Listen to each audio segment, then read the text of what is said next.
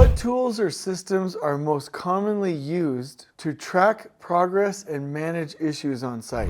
In this video, which again is a question from a listener, which I just love. In this video, I'm going to talk about literally the best way to track the progress on your project site and the best way to solve problems. And when I say the best that we know today, and it's pretty remarkable, and I'm going to sketch it for us back there on the board, and also warn you about some other things that actually don't work. So if you're into that, stay with us.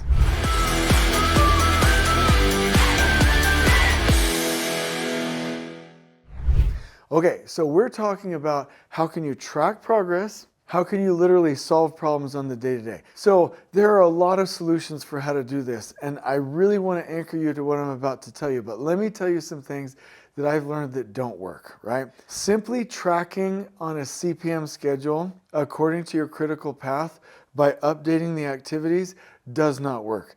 Other videos can explain this to you if you want, and we can actually link them to you with the CPM series in the description below. But the bottom line is the CPM schedule is in the wrong format, and it's not updating properly, and your critical path is not real. So actually tracking your critical path and your float in CPM is not a good way to track progress and solve problems, because the only solution that CPM has is to rush and push and panic people and increase work in progress, which hurts people and overburdens the system. Let's talk about another one. People love EVM, Earned Value Management. I can simplify it.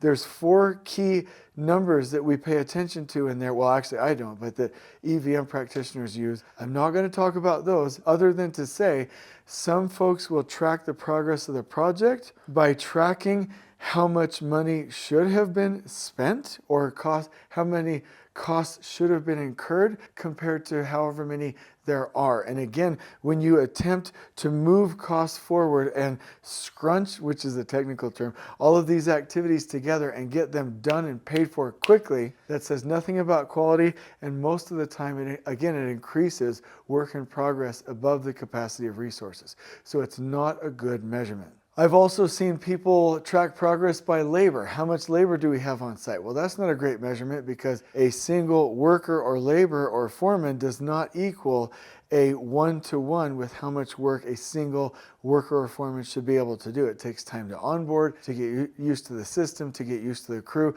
So that's not really a measurement of progress. And there are really cool things that are happening right now where folks are attempting to track progress by worker movement or by drone fly-throughs in comparison to the model. I like where that's heading, but it's not quite there yet. And the last one that I want to mention is a baseline comparison. Probably one of the worst things that happens to us in construction scheduling, because you have a baseline, which is literally your best guess of how the project will go as a prediction. And then if you compare that to your current production schedule, you have to have those before and after activities to compare, which means that you've locked in your production plan or your schedule, and you can't move it, can't make adjustments, and literally now you're handcuffed. Oh, and let me actually mention one more, percent plan complete. I don't hate percent plan complete, but it's not really that effective unless you use tact. If you have a CPM and last planner system that's using percent planned complete, which is how many activities that you promised and that you actually got done divided by the total of activities that you actually promised, that percentage, which should be above 80%, should lead you to being able to do a root cause analysis, figure out what's going wrong, and make adjustments. But Last Planner with CPM never does this. It never tracks anything real, and it's a lagging indicator. So let me talk to you about how you can see if you're on track and literally manage problems as you go. So I did a post about this the other day on LinkedIn, and it was super awesome. Actually, we'll link you to that post in the description below because it's that awesome. There are some more KPIs that I want to talk about when it comes to production planning. Number one, I've already talked to you about percent plan complete. So this is literally the number of promised activities that you've accomplished or that the trades have accomplished divided by the number of activities that were promised. And what you want to do in a last planner and CPM standpoint is be above 80%. If you're using last planner and tact, you'll want to be above 100%. But there's 3 other KPIs that will really help you to track your progress. Let me talk to you about them now. Number 1 is your roadblock removal average. Literally, this is what it is. If this is where work is going to happen, and you are doing 6 weeks of look-ahead planning, and you have found some problems in that look-ahead planning for things that could impact your work, the roadblock removal average says, when will that actually impact the work? And we mark that here. When will it impact the work? When will it impact the work? And, ooh, this is really good. I'm going to use my blue marker for this. When did these roadblocks get solved before impact? And this duration here between when they were solved and when they would have impacted work, that is your roadblock removal average. Let's say this was, 6 days, 4 days, 5 days. Your average here would be 5, right? So your roadblock removal average is 5, which means on average, you're removing roadblocks 5 days before impact. That's a leading indicator that anybody could get their minds wrapped around that would really lead work well. The other one is the remaining buffer ratio.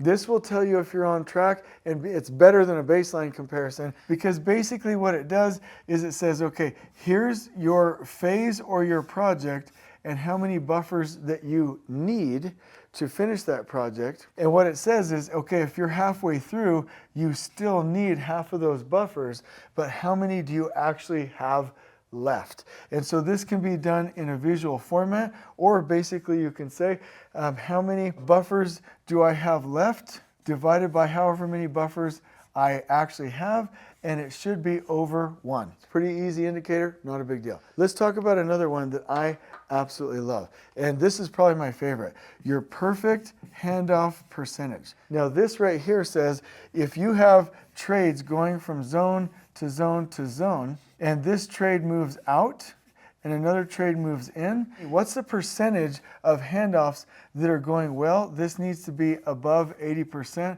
I'm hoping it's even better than that. And that is a leading indicator that will really take care of your project. So your roadblock removal average, your remaining buffer ratio, and your perfect handoff percentage are amazing ways to track progress. But here's really what I want to say is like the mother of all tracking systems. Let's say inside your conference room, let's see if I can draw this in isometric. You're testing my skills in high school art class right now to see if I can get this right.